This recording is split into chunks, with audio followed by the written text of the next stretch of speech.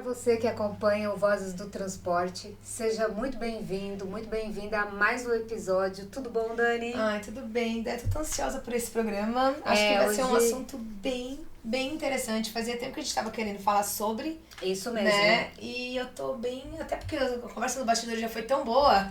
A gente estava aquecendo pro nosso convidado. A gente quase fez um podcast ali, né? Nos bastidores, e hoje a gente vai falar sobre saúde, segurança, acidentes, mortes. Pessoa, né? Falar sobre o ser humano real trato, mesmo. E nada melhor do que falar com um especialista, né? E como o currículo dele é extenso, vou ler aqui. Cola. Que é o Alisson Coimbra. Ele é médico do tráfego, coordenador da Mobilização Nacional de Médicos e Psicólogos do Tráfego, diretor da Associação Brasileira de Medicina do Tráfego, Abramet, e coordenador de coordenador do projeto Novos Horizontes para o Trânsito. Alisson, seja muito bem-vindo. Olá! Ufa! Vencemos essa dificuldade. Muito obrigado pela oportunidade. A você que está aí. Vou falar uma coisa, pega uma água, fique sentado que você vai aprender hoje conosco. Hoje vai ser bom, gente. Obrigado, Dani, obrigado, Andréa. Aqui hoje a gente está fazendo uma missão, né? Sim. De tornar o trânsito mais harmonioso, ensinar as pessoas. Mas eu não sou transportador. Claro que é, quem não leva uma criança para a escola. Exato. Todos nós transportamos. Exatamente. Seja caminhoneiro. Alisson, explica um pouquinho sobre o seu trabalho, todo esse currículo aí que a Andréa leu. Mas qual é o seu trabalho fundamental? Em que você se especializou? Você tem uma história muito legal, porque você vem de uma família do pai que era caminhoneiro, né? Então você sempre teve esse contato, tanto com o transporte como caminhoneiro. Então conta rapidamente assim pra gente sobre essa sua relação e hoje em que você se especializou. Sim, a medicina do tráfego ela é uma especialidade médica. Então, quem tem problema de coração vai ao cardiologista. Quem precisa fazer um acompanhamento dos pulmões ao pneumologista. O médico do tráfego é o especialista na saúde do motorista. Então a gente avalia a aptidão, se pode ou não dirigir, modificar a categoria, ou seja, nós estamos avaliando a saúde física e mental dos motoristas. O nosso exame é o exame para obtenção ou renovação da Carteira Nacional de Habilitação. Então nós somos peritos. Então, tem como marcar uma consulta com o senhor? Não, porque nós somos credenciados a um estado. Então, na hora que você faz a solicitação do documento para obtenção de qualquer serviço, aí você é encaminhado para esse atendimento onde nós estamos.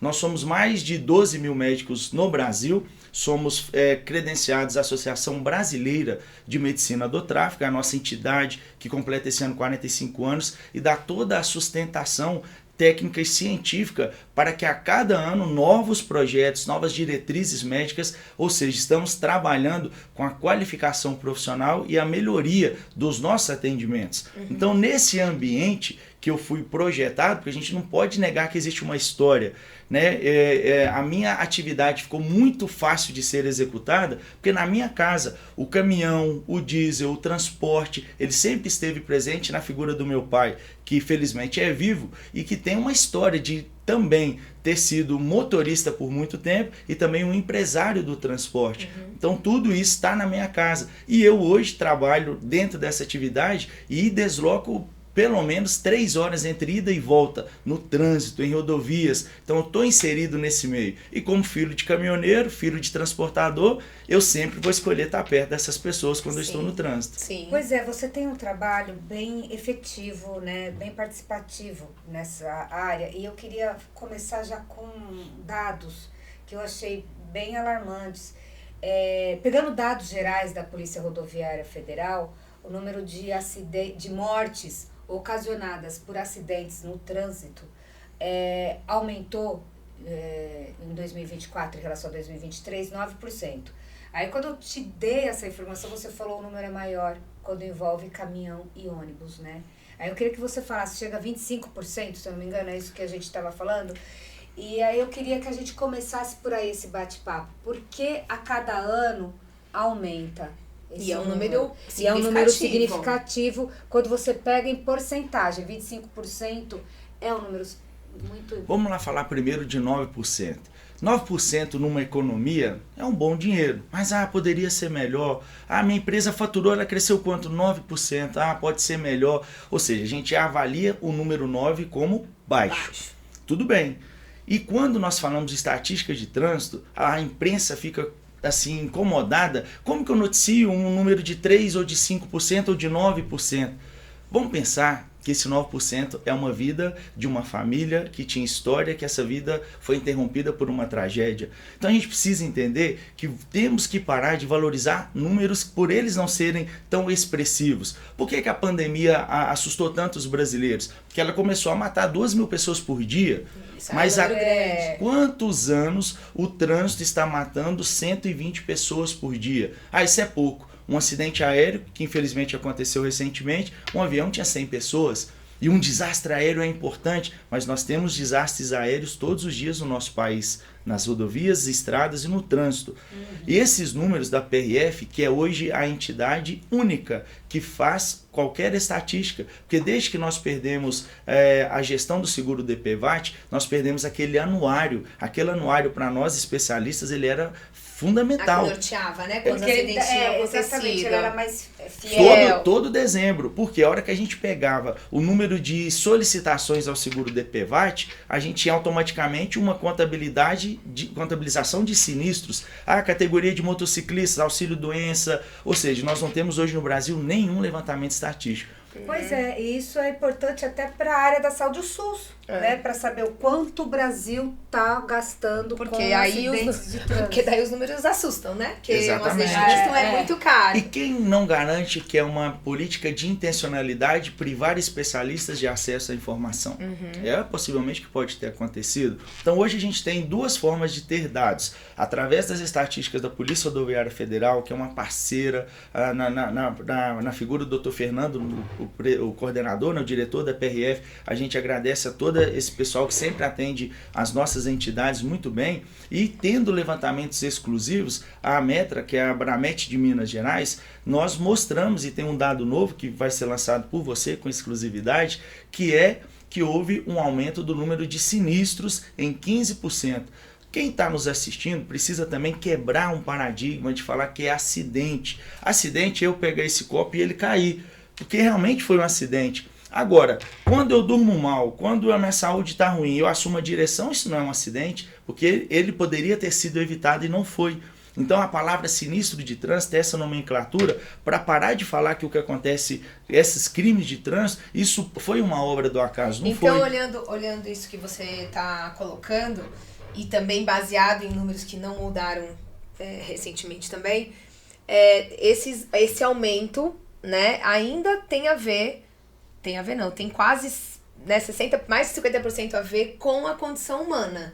Eles chamam de falha humana, mas que está dentro de vários pilares, né? Sim. O comportamento, o sono, o cansaço, ou uma falta de treinamento, enfim. Tem uma série de coisas que englobam. A gente fala de estrada ruim, a gente sabe que as estradas não colaboram, a gente sabe que os caminhões são velhos e tal. Mas acredito que a boa parte desses acidentes ainda tem a ver com a peça humana, né? Quer dizer, aquela pessoa que está ali dirigindo. Até pegando carona no que a Dani está falando sobre estradas, porque quando fala, né, mortes nas rodovias, aí já associa a questão da má qualidade. Realmente existe a má qualidade das rodovias, mas aqui pegando os dados da polícia, e tô aqui colando de novo porque são muitos dados, os estados de Minas Gerais, Bahia, Paraná, Santa Catarina, Rio Grande do Sul e Rio de Janeiro concentram 51% dos óbitos registrados em 2024. Ou seja, são locais aqui que as estradas elas não são consideradas ruins ou péssimas. Não, inclusive porque muitos acidentes acontecem hoje em dia em estradas boas, porque daí o motorista, pelo comportamento, se sente mais, entre aspas, seguro para fazer algumas coisas que de repente não são seguras, mas ele se sente seguro por estar numa estrada que não, de repente, ele acha que não existe tanta atenção, enfim. Então eu queria que você falasse um pouquinho sobre isso, porque isso que você disse é muito interessante. A palavra acidente, eu concordo com você, é algo que você não pode evitar. né? Porque aconteceu, putz, eu caí, eu esbarrei, eu quebrei. Agora, um acidente, principalmente envolvendo o caminhão, é um sinistro. Né? É um sinistro. Exatamente. Né? Porque a pessoa ali, ela não foi vista. Sim. Não foi analisado nada ali para evitar aquilo. Nós temos uma cultura de especialistas que precisa também ser revista, de falar que desses sinistros, 90% está relacionado a fator humano, 5% às condições viárias e 5% às condições do veículo. É importante, mas eu não posso também sobrecarregar o fator humano quando eu tenho uma legislação permissiva com as infrações de trânsito. Vou te dar um exemplo, aumento do limite de pontos de 20 para 40. Então hoje a pessoa atinge 38 pontos, que já é um absurdo, é um infrator, consumasse, ele pode ainda entrar numa reciclagem e isso zerar e ganhar mais 40. Então é essa conta que a gente precisa fazer. Houve um combate à fiscalização de controle de velocidade no governo anterior.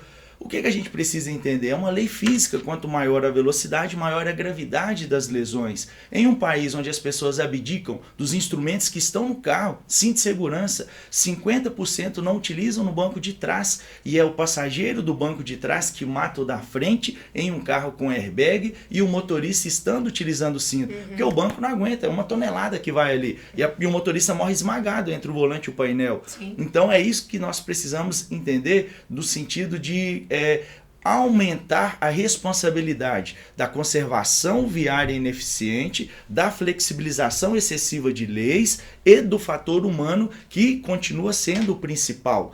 Porém, esse fator humano, Dani, ele piorou nesse pós-pandemia. Sim. Agora, antes da gente entrar nisso, falando de legislação, a questão de você hoje serem 10 anos para você renovar, não sei, na minha observação, é muito tempo, principalmente quando a gente está falando de motorista de caminhão, né? Porque assim, justamente por ele estar submetido a uma série de fatores externos que prejudicam a saúde dele, tanto mental como a saúde física, 10 anos é muito tempo. Você até brincou de um exemplo que você deu aí de alguns motoristas que você atende. Realmente, você não sabe o que vai acontecer com esse ser humano em 10 anos. Uma pessoa que está se alimentando mal, que dorme mal, que tem prazo para entregar, que tem cansaço. Esse acúmulo de coisas, em 10 anos, pode significar muita coisa. Pois é, né? E ainda pegando também carona de novo na fala da Dani, você mesmo me disse em outra oportunidade que muitas vezes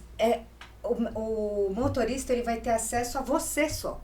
Ele não tem tempo para parar para fazer um check-up, ele não tem tempo para ir no psicólogo. Então, quando você estende essa CNH para renovar a cada 10 anos... Deixa eu só abrir um parênteses. Ele só tem acesso a mim porque ele é obrigado. Senão o documento não é renovado. Pois é. Senão ele não iria, não. Senão ele não iria. Então ele é obrigado Exatamente. a te ver... Antes era obrigado a te ver a cada 5 anos, o que já é um problema. Isso. Agora isso estendeu para 10. Você acha que isso então, também é um fator? Ajuda. E só aproveitando para dar números reais, quando eu falei lá no começo que aumentou o número de mortes, né? Em 9%, isso em números reais são 530 óbitos. É muita gente. 530 óbitos ocorreram em 2024 e aí a gente nas estradas brasileiras. Um por dia. Mais um por dia. Então, e aí você acha... Então, eu queria que você falasse muito, porque muitos especialistas, quando a gente conversa, pega nessa parte aí. Eles acham, como você trouxe o negócio o número dos acidentes, que um dos fatores que está fazendo aumentar isso também é essa questão de todo esse jeitinho, né? De você poder fazer reciclagem e zerar sua carteira. Sim. De você ter 10 anos para renovar. Então, assim, você acha que isso realmente é um fator que contribui para... Vamos pegar essa política CNH 10 anos e vamos fazer uma análise nova.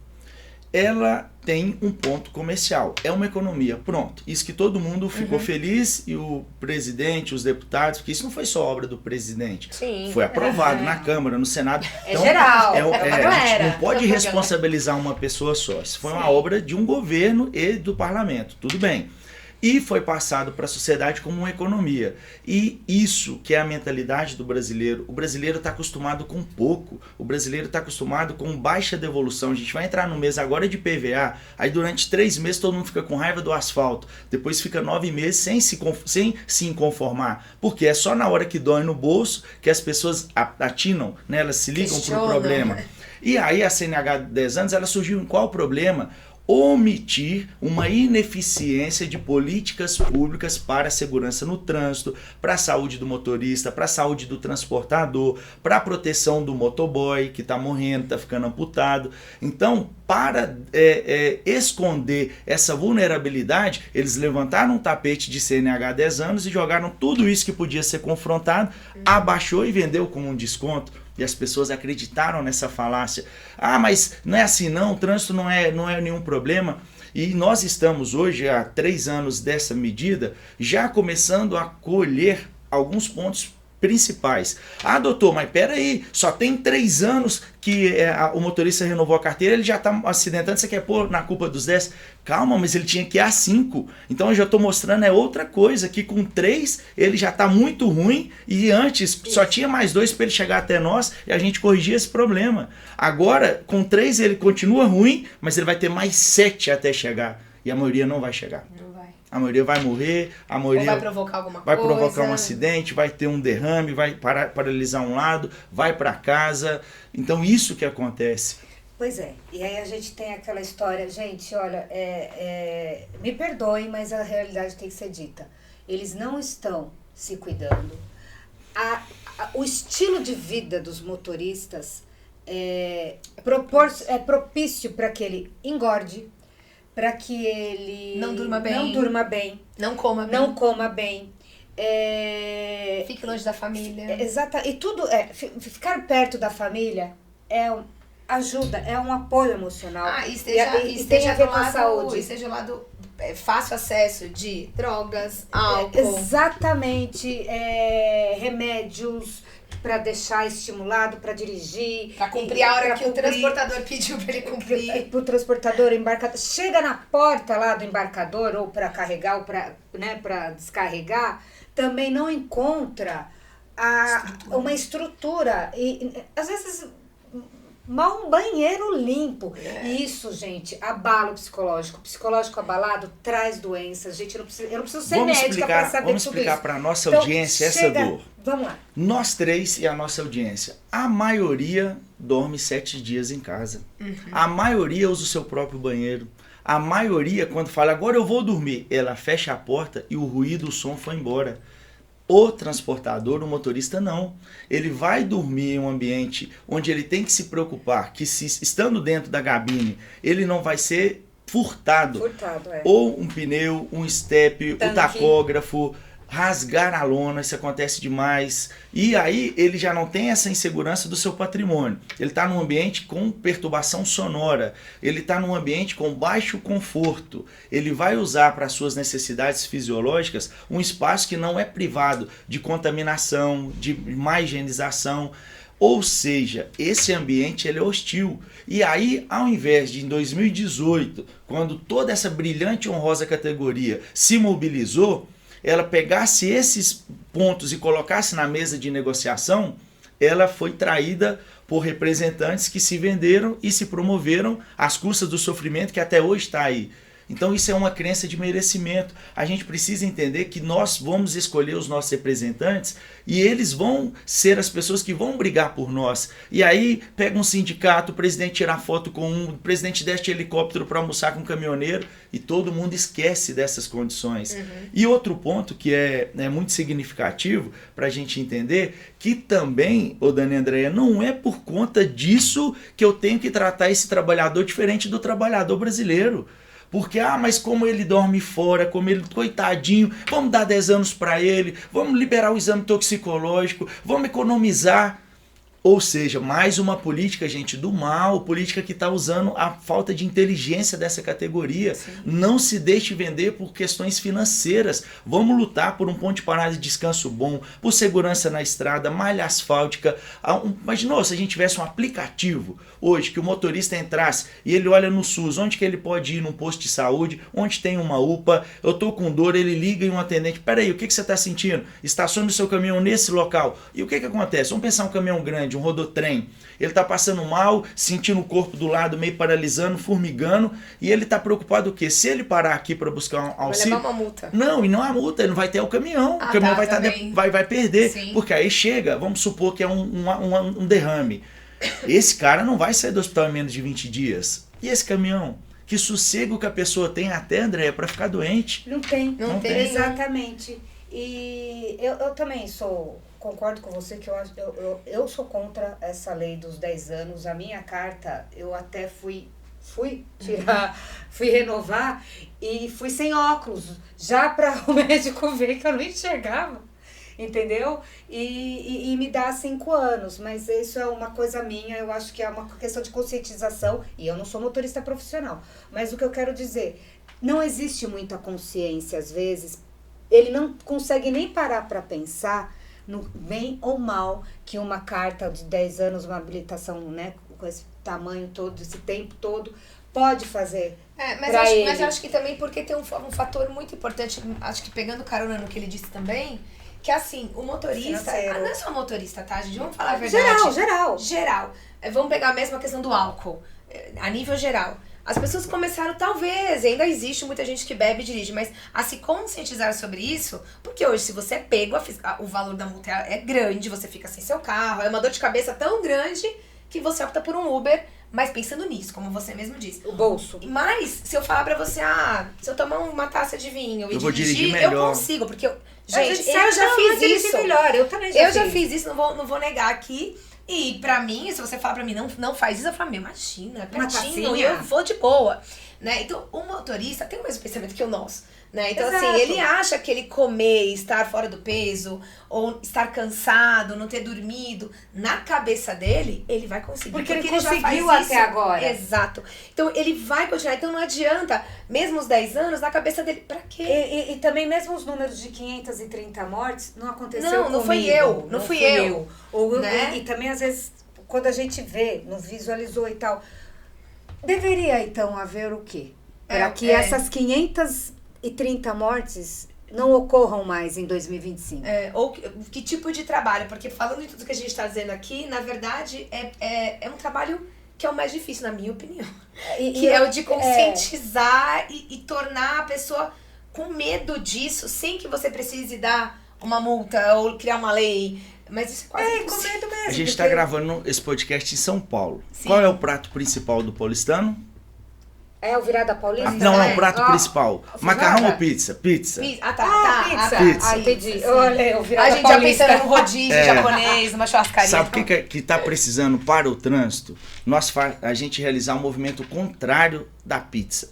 Hoje, cada setor está com a sua fatia na mão. A gente precisa devolver tudo para a Caixa e pegar o Sistema Nacional de Trânsito como uma única pizza fechada.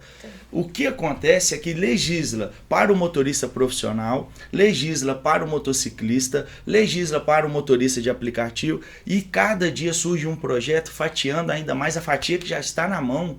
Então, por exemplo, vários projetos na Câmara dos Deputados, isenção de taxa para idosos, isenção de taxas para pessoas com deficiência, para transtornos do espectro autista, para o caminhoneiro, para o motociclista. Calma, a legislação é para todos. E para pensar uma coisa, a parcela de pessoas que conduzem, ela é infinitamente menor que a parcela de brasileiros que são atingidos pela violência que essa parcela pequena produz. E ninguém está legislando pelo todo. Então a gente precisa também que a população brasileira entenda que a medicina do tráfego é uma economia para a saúde pública, porque quando eu diagnostico ali uma arritmia cardíaca, eu estou evitando que um motorista de caminhão ou de ônibus tenha uma parada cardíaca e 60 pessoas morram de uma vez. Que um caminhoneiro mas e o carro pequeno? Que também é uma vida perdida. Quantas? Ou várias, uma pressão de 160 e a pessoa não sente nada se ela não medir, porque aí a gente vê que a pessoa está andando, doutor, mas eu tô bem, claro, mas só a sua pressão que não está. E aí não faz um tratamento com medicamento. Quantas vezes a gente percebe fragmentações, agressividade, que ali na hora a gente já encaminha para um atendimento, uma psicoterapia, e além desse motorista dirigir melhor, eu estou evitando um marido que bate na mulher, uma agressão doméstica, um lar que vai ser desestabilizado. E a medicina do tráfico, ela tem esse papel, porque quando essa pessoa dá errado, ela vai para uma hospitalização, um CTI, cirurgia, tempo de permanência no hospital, além dos gastos. A gente está fazendo o quê? Que pessoas que precisem do sistema sejam ocupadas. Pandemia. Quando o trânsito parou, os acidentes diminuíram, sinistros, menos pessoas foram gravemente para o hospital. Sim. E no momento que a gente mais precisou de UTI, o trânsito, que ocupa historicamente 60% dos leitos de UTI, teve UTI para todo mundo. Sim. Então a gente está conformado hoje de não ter sala de cirurgia. Eu sou vindo de Belo Horizonte. Lá a Prefeitura de Belo Horizonte, esse mês e o outro, suspendeu, em janeiro e fevereiro, cirurgias eletivas de ortopedia, porque toda hora chega urgência. Então, ou seja, aquela pessoa que tem uma artrose de joelho, que estava com a cirurgia marcada, foi cancelada, porque está morrendo gente, está ficando gente sequelada no trânsito. Então a violência do trânsito está impedindo as pessoas de consultarem, de fazer cirurgias que elas também precisam. Se tiver um infarto, um AVC, às vezes não tem vaga na UTI, porque tem pessoas hospitalizadas pela violência do trânsito, a escola que não está reformada, a merenda que está ruim, o esgoto que está passando na rua. A gente está gastando hoje pelo menos 50 bilhões na violência urbana. Imagina esse dinheiro todo contingenciado e reprogramado para desenvolvimento da educação, da saúde, da segurança. Então, na hora que eu falo que a população não está com a crença de merecimento aprimorada, é porque ela acha que essa escola vai ficar sempre ruim, o esgoto vai passar sempre na rua. Dá uma passadinha agora, você que está nos ouvindo, quando você pegar o seu carro, olha as guias, olha o mato crescendo, olha a falta de sinalização nas ruas feias, e a gente acha que está tudo bem. Sim. Ah, mas não tem dinheiro? Tem. Vamos tratar na ferida, que é a segurança no trânsito, que é a violência. Então, precisa de ter um entendimento que vai doer, gente, no bolso de todo mundo, vai doer no coração de todo mundo, mas é por um bem maior. Se uma geração não se posicionar para buscar novos horizontes no Sistema Nacional de Trânsito, e ela vai sofrer, ela vai passar por um deserto, vai ser difícil, mas a prosperidade nunca vai chegar no nosso país. Sim, tem que passar pelo deserto mesmo, eu concordo. Mas como a gente pode fazer isso agora, na prática, para tentar eliminar essas... não acontecer de novo a gente ter esses dados? Muito fácil.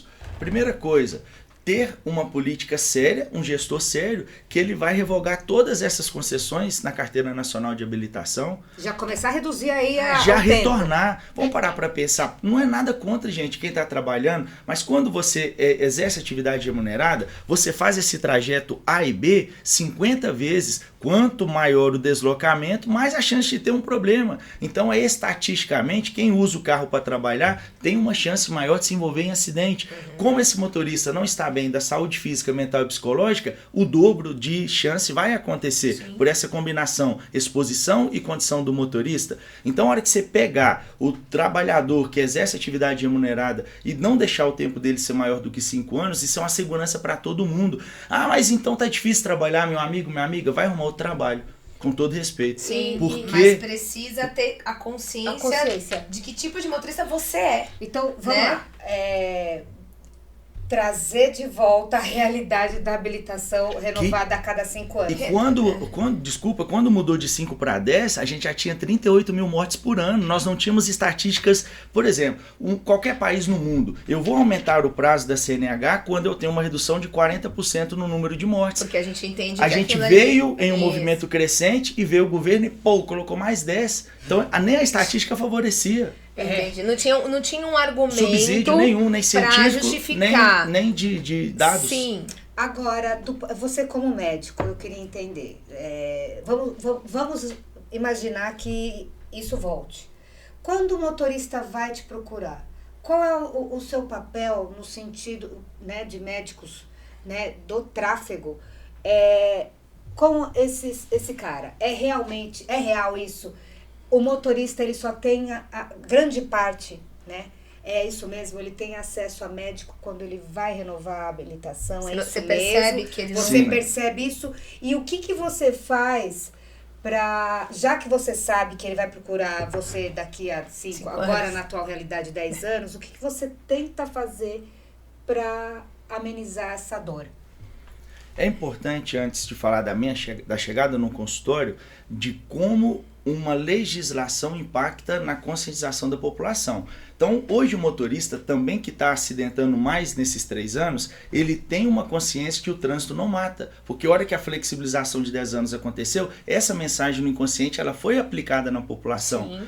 Agora, se a gente já reduz para 5 anos, a população vai reprogramar a sua crença. Opa, por que o presidente fez isso? Porque está morrendo. Aí ele vai, pelo menos, alertar para o problema. E é esse o momento que nós especialistas, as entidades, as campanhas publicitárias, educação para o trânsito, entra importante como talvez a única oportunidade de quebrar uma crença equivocada. Então a pessoa chega para essa avaliação médica, eu não posso, aí vocês duas estão aqui, vocês têm um trabalho, esse podcast é um trabalho extraordinário, vocês são funcionárias que estão fazendo um projeto extraordinário. E hoje o mundo, se o profissional não for extraordinário, ele não vai conseguir fazer o exercício dele. Então, a hora que a gente fala de atender de uma maneira diferente, é se responsabilizar, médico e psicólogo, do seu papel como um agente redutor dos sinistros de trânsito. Então é explicar que hoje você está com a saúde para renovar. E eu falo muito claramente, eu estou contrariado de estar seguindo a lei, porque eu estou colocando para você um tempo que eu sei que você não vai ter... Vamos pensar um cenário, um motorista que está fora do peso, há 1 ano sem fazer exame de sangue, você olha para ele tem aquelas manchas escuras, a pressão já está no limite, ele respira com dificuldade, essa pessoa não vai mudar se não tiver algum mentor, algum conselheiro. Um médico, que é o nosso papel. Então o que a gente precisa? Meu amigo, e isso acontece muitas vezes, André, a pessoa ela está olhando tão para baixo que você só precisa levantar para ela olhar o horizonte, ela se olhar no espelho, ela ser uma pessoa que seja mais exigente, um ambiente. Quantos ambientes bons transformam pessoas, mas basta um ambiente ruim para atrapalhar todo mundo. Então, a hora que a pessoa entende que esse perfil biopsicossocial, histórico, cultural, ele é importante porque a gente olha o ser humano de uma maneira integral, sistêmica. A gente vai olhar como ele se valoriza, quem ele acha que ele é, o que ele merece, como está a sua relação de amor, a sua linguagem de amor com a esposa, com as pessoas, como está a sua espiritualidade. Ah, não, mas eu não acredito em Deus. Para quem acredita, qualquer lugar. Ou seja, não tem como, o nosso corpo é um alicerce. Se falta espiritualidade, se falta amor, se falta crença, isso não vai estabilizar. E aí que existe a vulnerabilidade por acidente. E como mostrar isso para ele de forma pragmática? Assim, ele chega lá acima do peso, a gente não é generalizando, é um fato, né? O motorista, ele hoje não tem... Hoje a população está acima do peso. A população, sim, né? E o motorista, aquelas dificuldades que a gente sabe, ele não tem tempo, fica na estrada, é cobrado e tal, vive sob estresse, enfim. Então, como você passa isso para ele de uma forma pragmática? Olha, você tem que se cuidar, você tem que fazer... Como é isso? Vamos pensar numa realidade do transportador. Eu sempre faço uma comparação. Você não é a máquina que você conduz. Então não adianta você achar que você tem a mesma força, a mesma durabilidade de um caminhão. Eu falo, o caminhão não tem que parar a cada 50 mil quilômetros ou 100 mil quilômetros para trocar o óleo.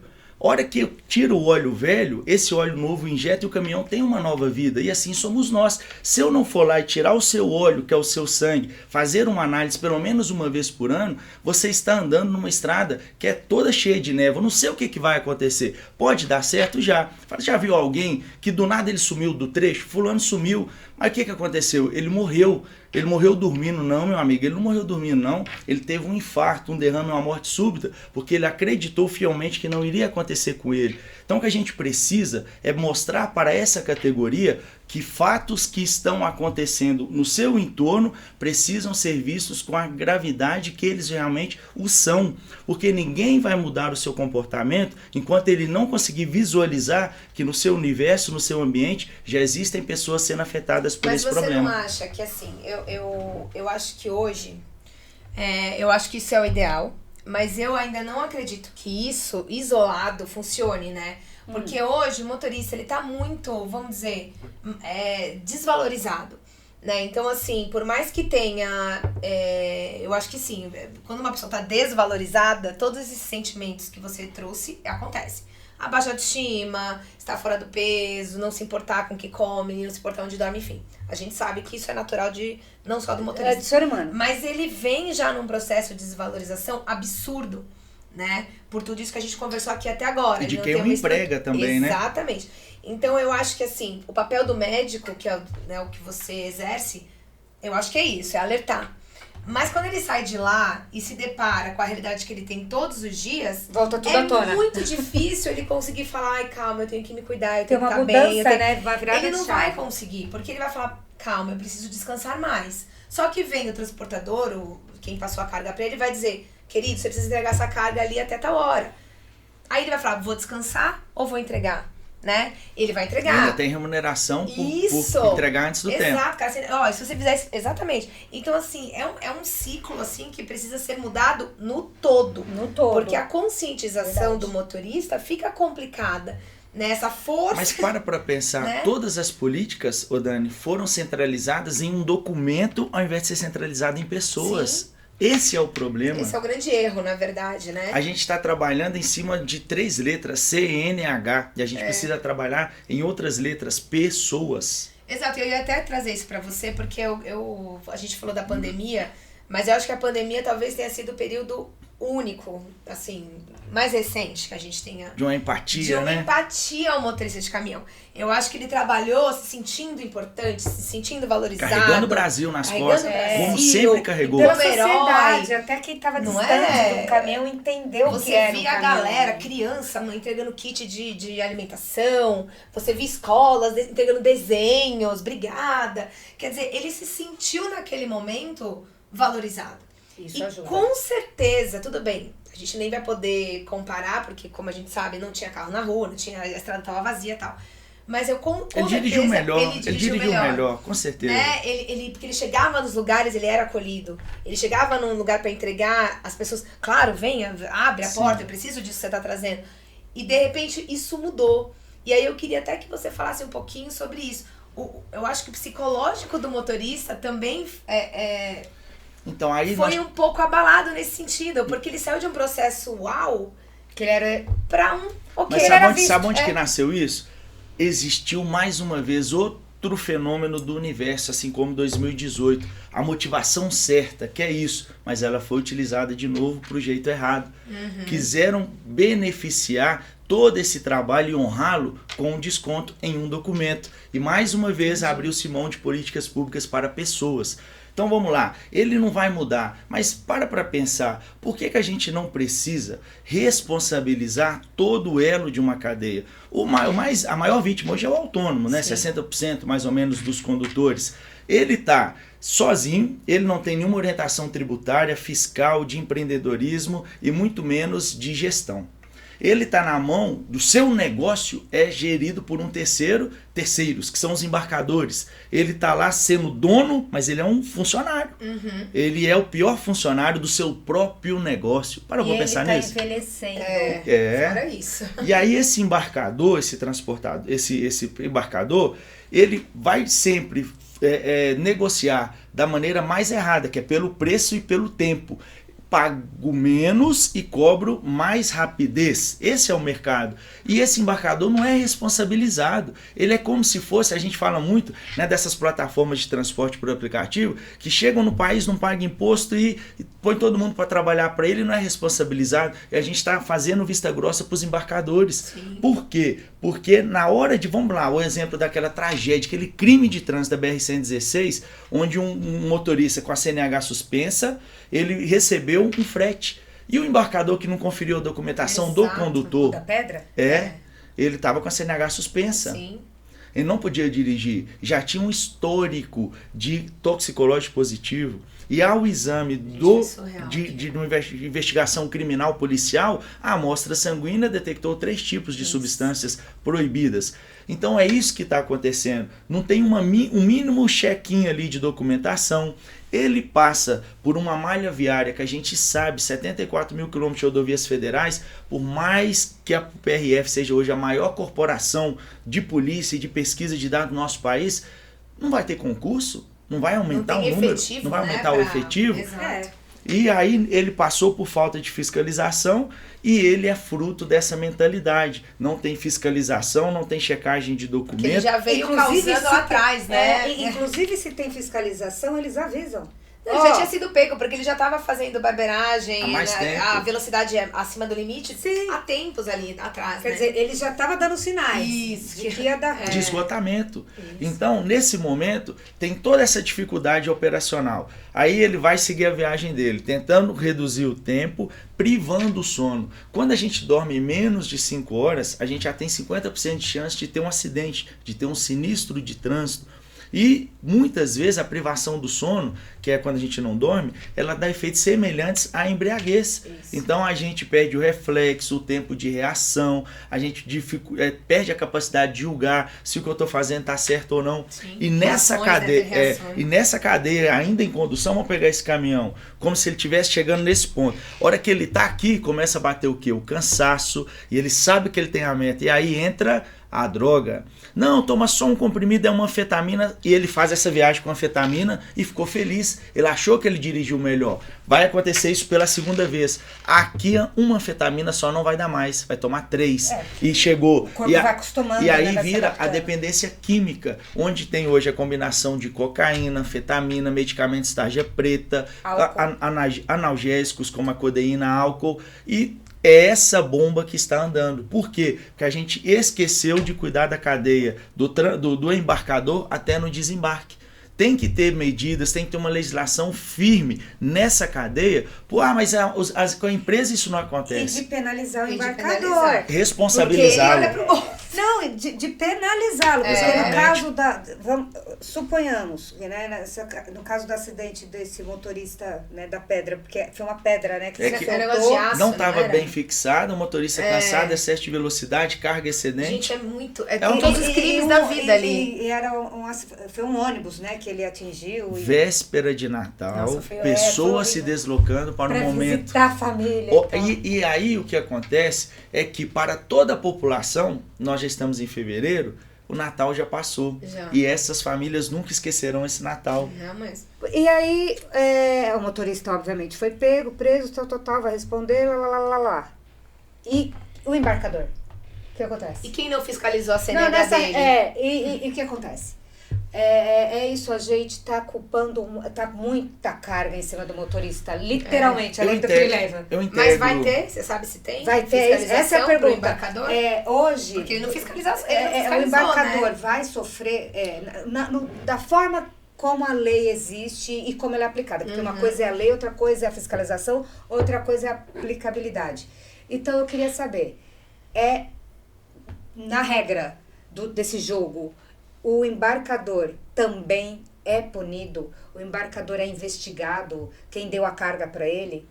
Sim, mas aí vai ficar uma decisão com a investigação criminal e não houve e nem aparentemente tem nenhuma sinalização de que essa tragédia ela tenha servido para um projeto de lei que aumente o rigor nessa cadeia. Hoje o Brasil, gente, tudo é lei. Então, se a Câmara dos Deputados ou o Senado não apresentar nas suas comissões de transporte um projeto de lei aumentando o rigor, nada vai mudar. Então não adianta, tá errado, ele tem que pagar e ser apresentado ao máximo rigor da lei. Eu tô em oração, a gente está muito triste pelo que aconteceu, mas a cadeia continua, a pista está aberta para isso de novo. E só vai mudar com leis que realmente vão trabalhar pela segurança. Por quê? O embarcador não é impactado. Não, então, mas por quê? Porque hoje eu acho que provavelmente... A legislação é falha. Você vai punir lá aquele motorista porque ele estava dirigindo com a CNH, Porque entendeu? tudo CNH vai sobre- caçada, não tô nem defendendo o Não, motorista. eu entendi o que ele você tá disse, errado, mas ele assim- tem que, né, ser punido e tal. Abre brecha Mas não tá pro outro. sozinho nessa. É. Mas por quê? Então a gente já teria, vamos supor que eu seja um deputado federal e assista aí essa sua fala. Fala, minha amiga, existe uma vulnerabilidade na cadeia, as medidas atuais são ineficazes, portanto, agora com o retorno do ano legislativo, estou apresentando um projeto de lei que vai ser encaminhado à Comissão de Viação e Transporte na Câmara para aumentar o rigor. Com essa determinação. Só muda dessa maneira, com o maior rigor da lei. E vou te falar uma coisa, é errado cobrar a coisa certa? Por que o embarcador não pode ser cobrado? Claro. Então é sobre isso. Ah, mas vocês estão agora querendo achar um vilão da vez. Não, todo Mas sistema... Porque não foi é todo só o sistema. É todo o sistema. Não tem um vilão. O motorista, na verdade, ele foi o que deu a cara pra bater. Mas o negócio veio antes. Primeiro que já tinha que ter... O motorista ele não tem nem consciência. Ele não tinha E a nem pessoa que dirigindo. teria a consciência não a utilizou Não. em nada Exato. para impedir esse embarque mortal. Agora, eu queria tocar no assunto, porque, meu, gente, é tanta coisa pra gente falar, né? Mas a gente não tem muito tempo. Mas assim, só pra dar uma pincelada um pouco, aproveitando o exemplo deste acidente, a gente vê também um número muito gritante, né? De hoje motoristas que usam medicamentos, que usam droga. A gente tá vendo esse aumento. Os próprios colegas, às vezes eu entrevisto algum motorista, é uma reclamação de muitos motoristas também, né? Esse tipo de ação. A gente sabe que não são todos, tal. Agora eu queria falar, você acha que a saúde mental, as doenças, né? Há problemas relacionados a...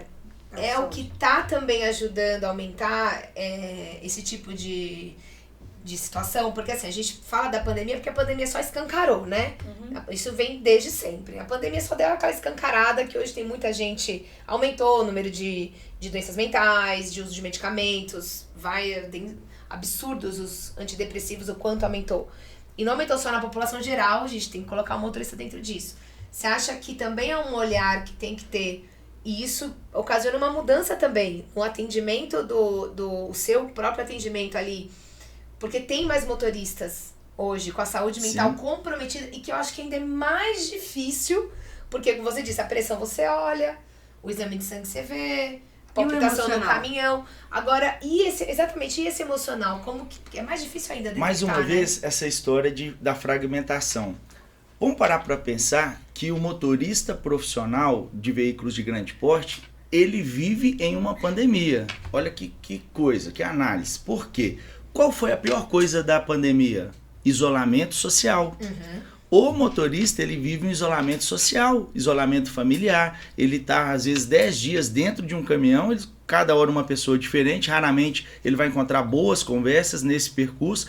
E a pandemia fez com que o fenômeno que acontece, e ainda tem que ser muito bem cuidado, por isso que a saúde, a renovação do motorista profissional tem obrigatoriamente o exame médico e a avaliação psicológica, porque esse condutor vive em um ambiente que prejudica a sua saúde. Por isso que a cada 5 anos ou a cada 10 anos, ou o prazo que esse motorista receber, ele, por exercer atividade remunerada, ele tem que passar também pelo psicólogo, porque a ambiência dele prejudica e deteriora a saúde mental e psicológica. O que a pandemia fez?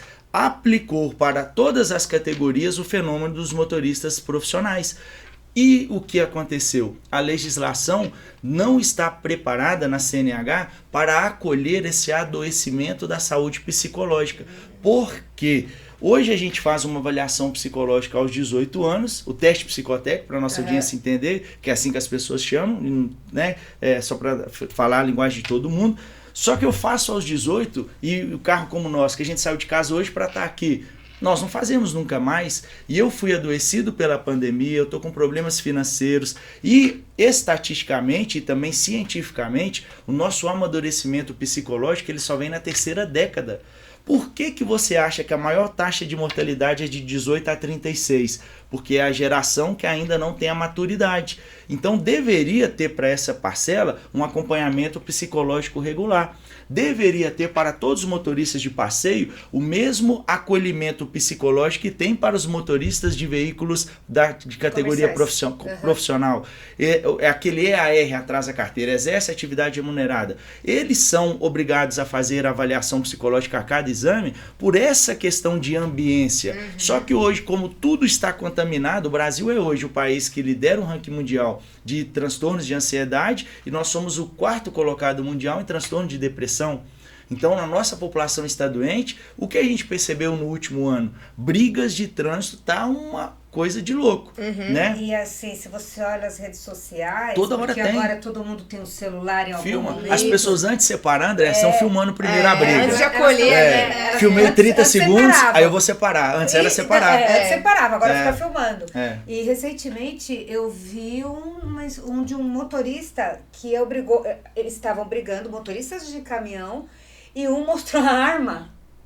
Quer dizer, fez o Descontrole outro... total. O descontrole, primeiro, porque para ter um caminhoneiro ter uma arma é um descontrole. Geral. É uma loucura. Primeiro que não pode, Nem né? pode, né? Exatamente. Mas suponhamos que ele tenha tirado lá Licença. É muito raro. e tal. Para essa o que é categoria não raro. tem sentido ter um porte. Exatamente. É muito bizarro.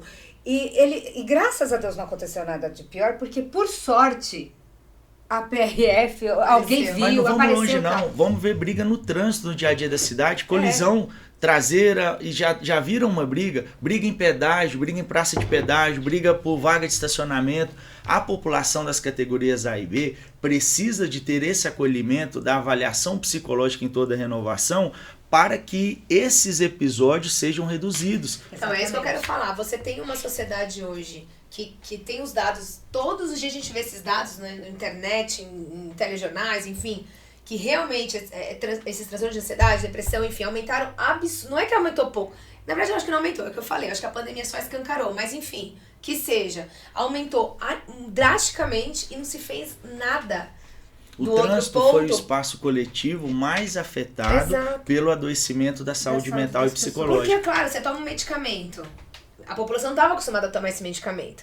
Aí ela sai com esse medicamento na cabeça para dirigir. Às vezes o remédio da sonolência, às vezes o remédio tira um pouco da concentração. O remédio ele é uma solução. Só que a gente tem até na Associação Brasileira, na Abramet, de Medicina do Tráfego, uma diretriz sobre medicamentos potencialmente prejudiciais para a condução veicular. Sim. Todo início de tratamento, qualquer médico clínico, ele tem que orientar sobre os efeitos colaterais, mas isso não é amplamente divulgado para motoristas. Então hoje a Abramet ela inova no mundo com essa diretriz que já está sendo utilizada em outras nações. Sim. E pode... Não, eu queria saber, não, porque o remédio é uma solução. Né? Sim. Mas a gente vê isso... Temporariamente tem que ter mais cuidado. Tem que ter mais cuidado. Só que assim, a gente está vendo aí movimentos, e eu falo isso com uma certa propriedade com os casos na família, de pessoas que claramente usam o remédio, mas não fazem o tratamento, mas usam o remédio com receita médica. Então elas vão lá, olha, vai lá no psiquiatra. A única coisa que... O psiquiatra vai lá, dá, mas e cadê o tratamento? A única receita que não muda é de pão de queijo, de bolo, de arroz. Essa nunca vai mudar. Mas a receita médica ela tem que ser modificada até pelo aperfeiçoamento dos princípios ativos dos medicamentos. Então a gente tem hoje medicamentos modernos que causam menos efeitos colaterais, mas a gente ainda tem uma prescrição muito grande, como por exemplo a gente chama isso de Z-drugs, que são aquelas drogas indutoras do sono. Aquele remédio que, pode falar nomes aqui? Pode, eu já até sei qual você vai falar. Por exemplo, o Zolpidem. A gente chama Z-drugs de Z de Zolpidem. Remédios que são indutores do sono que causam alucinações. Muitos casos de pessoas que tomam Zolpidem e fazem compras, mas tem casos de pessoas que pegam o carro e a hora que chegam no lugar bate, eu não sei onde que eu estou, porque ela perde o controle. Então, determinados medicamentos não podem ser utilizados sob nenhuma hipótese. Nenhuma hipótese, mas até o que eu quero dizer o remédio não tem que vir também com terapias. Sabe o que eu tô te falando? Isso nada isolado vai dar certo. Exato. Psicoterapia. Exato. E você me disse também, numa outra conversa que tivemos, que 70% da população não tem acesso, porque elas dependem do SUS. E você marcar, se é difícil marcar, talvez. Particular. Não, mas assim, às vezes um médico um cardiologista, um ginecologista pelo SUS, imagine um psicólogo, psiquiatra. O que está acontecendo é que tem muito clínico geral e outros especialistas renovando receitas de tratamento psiquiátrico e que isoladamente, sem a terapia, não estão sendo efetivos para curar. Porque é isso que você está querendo. Isso é uma avaliação, né? Ela tá se drogando, porque é uma droga. Entendeu? Só que, e a terapia? Pode ser uma dose insuficiente. Eu falo muito, que deveria vir eu falo muito para os meus pacientes quando eles vão renovar a carteira, porque eu avalio o comportamento. Então a pessoa vai chegar ansiosa, ela vai chegar às vezes em 2 momentos, ou em um silêncio profundo ou em uma euforia desmedida. Então já sei que a emoção ali nesses 2 cenários está complicada. Primeira coisa, eu dou o bom dia, peço para sentar e coloco a mão na pessoa. Fala, agora nós vamos respirar fundo, dar uma acalmada para tudo dar certo. Porque eu também já estou tirando uma responsabilidade da reprovação de mim. Porque falar, o doutor não me passou, o doutor está me perseguindo. Fala, a partir de agora, o resultado depende de você. Eu estou aqui para fazer tudo da melhor maneira para esse ambiente ser tranquilo. Vamos lá? Aí a gente vai e faz essa avaliação. Só que a gente percebe quando as pessoas têm dificuldades de controlarem a emoção. E estamos nós como verdadeiros balões, porque a gente está com a boca fechada e aqui, ó, uma cabeça desse tamanho, por falta de terapia. A gente não tem um ambiente que possa receber esses nossos afagos, essas nossas tristezas. Aí, nesse caso, eu sempre falo, uma avaliação, um acompanhamento psicológico, uma terapia, um psiquiatra, isso é importante, porque a gente não tem local de fala nos nossos ambientes. E deixa eu te fazer uma pergunta, agora até a gente já está quase finalizando e eu sei que você tem um projeto e também eu queria alinhar isso à minha pergunta. No caso dos motoristas de caminhão, eu acredito que aquele momento que ele está ali no posto é um tempo precioso que não está sendo bem utilizado, né? Porque como você mesmo diz, ele fica lá naquele ambiente hostil, aí tem as rodinhas dos caras que vão lá estar bebendo, no outro que vai estar fazendo outra coisa. Se ele fizer diferente, ele é fora da curva. Você não acha que talvez projeto, eu sei que você tem um projeto, mas assim, que pudesse dar esse atendimento, esse acolhimento, né, para o motorista? Eu sei que tem aplicativos, eu sei que tem coisas assim, mas aí depende muito da boa vontade do motorista. Se tem alguém ali, um espaço, uma tenda, qualquer coisa que seja, para poder fazer uma avaliaçãozinha ali, meio que uma conversa, você não acha que isso também poderia ajudar um pouco a retratar essa realidade e aí conseguir realmente encaixar? Porque às vezes você consegue reduzir o uso de droga, uso de álcool, uso de medicamentos, só com essas ações ali, não sei que tipo de ação, mas que ele pudesse ter acesso ao médico, ao terapeuta, um conjunto ali. Eu tenho uma impressão que hoje as nossas políticas públicas, a comunicação, ela está em uma divergência de entendimento. As políticas e as campanhas continuam com uma mesma pegada, o mesmo tom e as estatísticas só aumentando. Então esse projeto que a gente chama de Novos Horizontes no Trânsito, ele busca primeiro a autorresponsabilidade de que nós falhamos, que as coisas não estão dando certo, que a gente tem que parar de ficar com terno e gravata falando que está tudo bem. É hora de arregaçar as mangas e fazer o que a gente fez na pandemia. Assumir o nosso protagonismo como agentes transformadores, médicos, psicólogos, profissionais de saúde, para irmos onde está o problema. A gente chama estatisticamente os locais onde tem mais sinistros e mortes de pontos críticos, mas nós precisamos entender que locais de aglomeração de condutores, de motoristas transportadores, por exemplo, que são o local de embarque, o local de desembarque e os pontos de parada e descanso, são a mina de ouro para a mudança dessa situação. A gente precisa ter, primeiramente, uma legislação que acolha pessoas. A gente está hoje legislando para a CNH, ou seja, a gente está errado, está legislando para o documento, e a gente está legislando para uma política em movimento. A gente precisa, nesse momento, legislar para uma política estática. A gente tem que fazer uma intervenção onde eles estão parados, que é lá que as coisas, é o mínimo cenário onde eu posso semear para ter alguma prosperidade. Então, Novos Horizontes no Trânsito, ele vai avaliar todos os condutores de uma maneira integral, sistêmica, olhando a saúde física, mental, psicológica, espiritual, linguagem de amor, para mostrar que todos nós estamos em sintonia diferente do que a gente pode ser. Sim. Que nós, condutores de veículos, estamos em uma desigualdade tecnológica. Eu tenho um motorista dirigindo um conjunto de 3 milhões, hora que ele desce, ele não tem R$100 de tecnologia para ele.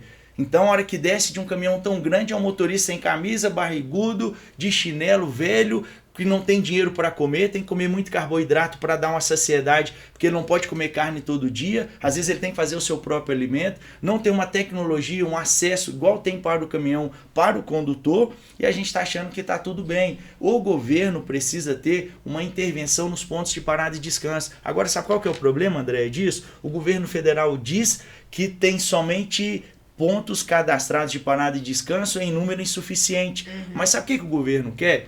Que um posto que tem que gastar com uma área, gastar com a segurança, com a iluminação, com funcionário, com água e com luz, assuma o custeio da parada desses condutores que isso é uma obrigação Agora desses... tá até uma lei, né, das concessionárias. Mas isso vai demorar. São 3 anos. Mas, mas hoje tem um levantamento do portal Estradas que confirma que isso é uma mentira, que existem pontos de parada e descanso suficiente, porém que para ser cadastrado no governo, ele não pode cobrar. E como que você não cobra pela permanência desse caminhão? Isso é impossível. E hoje os caminhões são cada vez maiores. Hoje parar um caminhão em um pátio, como era antigamente, super espaço. vai prejudicar o empreendedor. Os caminhões estão crescendo. Exatamente. E de que forma vocês vão colocar esse projeto em prática? Ou se já estão colocando e se não, quando? Vai ser o Brasil inteiro. Esse projeto ele vai começar entrando nos pontos de parada e descanso que estão cadastrados e nos pontos de parada e descanso que já temos em São Paulo de concessionárias privadas, para que a gente consiga sensibilizar a iniciativa privada e os transportadores de criar um ambiente de acolhimento, em um ambiente onde ofereça cultura, conhecimento, descanso e boas informações, cuidando da ambiência. Isso vai repercutir em um prazer melhor. A gente vai ressignificar o motorista e, obviamente, vai ressignificar o trabalhador. Ele vai dirigir melhor. Por que não a gente estabelecer dentro desse treinamento com psicólogos, uma rotina de contato com a família, toda segunda, quarta e sexta, uma ligação de WhatsApp, por vídeo, jantar todo mundo junto, e a gente sabe que nós temos tempo. O que é o grande problema hoje? Organização do tempo. Então, um motorista que não sabe gerir a sua carreira, investir em empreender, ele não é o gestor do seu tempo. E é possível, todo mundo tem tempo de sobra. Por quê? Porque a gente está gastando nosso tempo com coisas que não precisa. Sim. Vídeos, pornografia, notícias que não vão mudar nada na nossa vida. Ao invés de transformar isso em um podcast como esse, quem está nos ouvindo já vai dirigir melhor, já vai ver que tem opa, você tá barrigudo, hein? Eu vi lá no podcast que eu tenho que te caminhar para o médico. Você tá mal-humorado. E lá na roda dos caminhoneiros, o Alisson, que era caminhoneiro, vinha aqui, descia, brincava. Gente, o Alisson agora para o carro, fica só dentro do caminhão, vamos lá ajudar ele. E você mesmo que está nos assistindo, eu estou convivendo menos, eu estou com preguiça, eu não estou de saco cheio desses ambientes. Não, você está dando sinais de esgotamento. Por quê? Porque assim como um veículo que anda pesado, gasta mais combustível e não chega, pessoas pesadas com emoções que poderiam ser liberadas, elas estão perdendo energia. Legal, muito obrigada pelo Nossa, papo. assim, a gente ficaria horas aqui, mas não, pois né? É. A gente pode marcar outros, porque esse assunto é muito bom.